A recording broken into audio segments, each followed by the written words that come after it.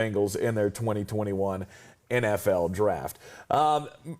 The Cleveland Browns. Oh boy! The Cleveland Browns have had a hell of an offseason. Oh my God, dude! They added a lot of talent in free agency, and then the draft rolled around, and they just kept parking it, pick after pick after pick. It's one of my favorite hauls in the entire NFL draft.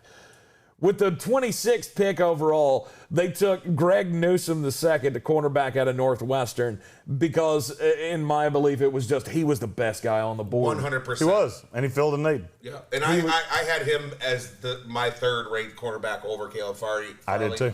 I think he fits this scheme in Cleveland really, really, really well. Yep.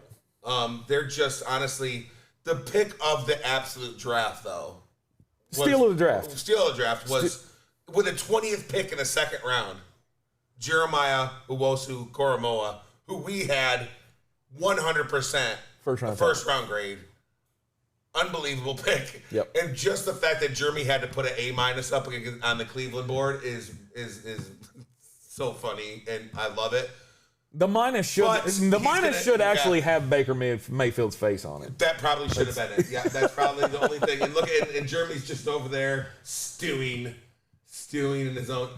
I don't want to say nice things about the I know. You have to, though. I know I do. Okay. But since you both waxed poetic about Jeremiah Owusu-Koramoah, that means I don't have to. Yeah. Which means that I can play devil's advocate and tell you why he fell.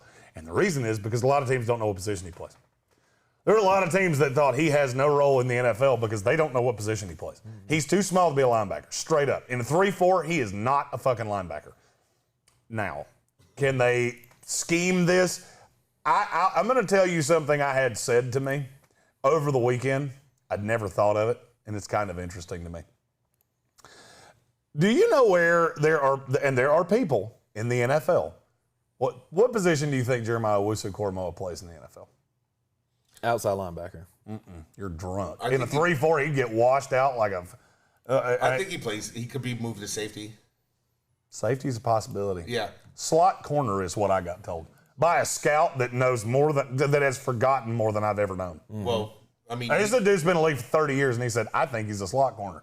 Well, I think he'd be real good at it. I mean, he was the best ranked coverage for slot receivers in the entire college football at linebacker. Yep. So it would make sense to put him there. I mean, he's a really, really good player.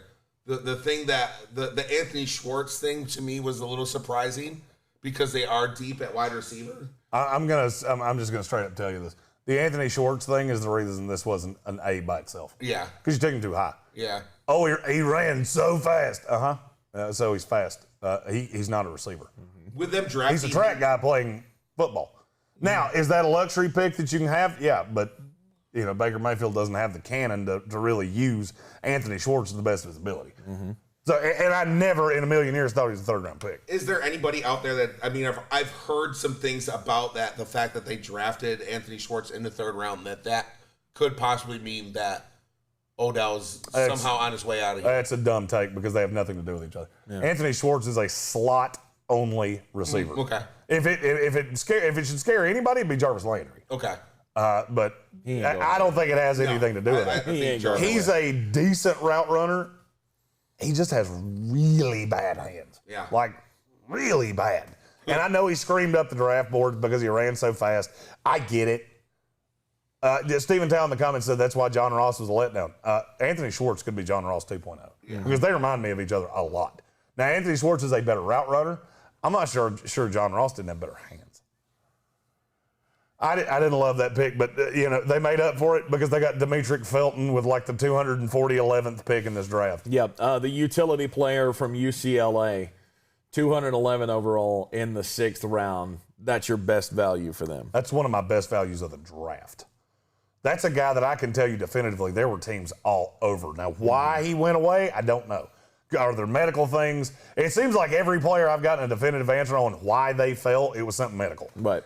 So, I don't know what it was. I didn't have a medical red flag on him, but, I mean, that's a tremendous pick. I like the Tony Fields pick from West Virginia in the 5th round. That's a guy that could play some special teams for them. And Richard LeCounte, he's not anything special athletically, but I think he can be a special teams guy in the NFL. The guy to watch out for is James Hudson. Yep. They got him with the 5th pick in the 4th round. Yeah. Played defensive end at Cincinnati and then converted himself to offensive tackle. And he is stupidly athletic, and he is raw as hell, and he could end up being a long-time player in this league. I feel like that could be the best value pick in this draft just because we don't know what he can be. Still kind of learning the position. But all in all, the Cleveland Browns, no doubt, are a threat in the AFC. And I would not be surprised to see them get close to a Super Bowl, despite the fact that they have Baker Mayfield as their quarterback. They got enough talent on this team, even with Baker's deficiencies, to make an absolute run at the Super Bowl without a doubt. No doubt about it. Let's talk Hold about... on, before you move, somebody asked me in the comments, they also signed Marvin Wilson as an undrafted free agent. That's pretty good. That doesn't suck. That doesn't suck. Not bad. That's the biggest one. I mean, there's some other guys, but nobody that anybody specifically cares about. Right. There were a lot of guys that I was kind of surprised did not get drafted, and there were a lot of teams that picked up some good talent. Oh yeah, Stephen Tao asked if we can do the Ravens next. He's got a meeting at 10:30. Okay. I feel like Stephen Tao's been with us long enough that we can acquiesce that request. Absolutely. All right, let's talk about the Baltimore Ravens.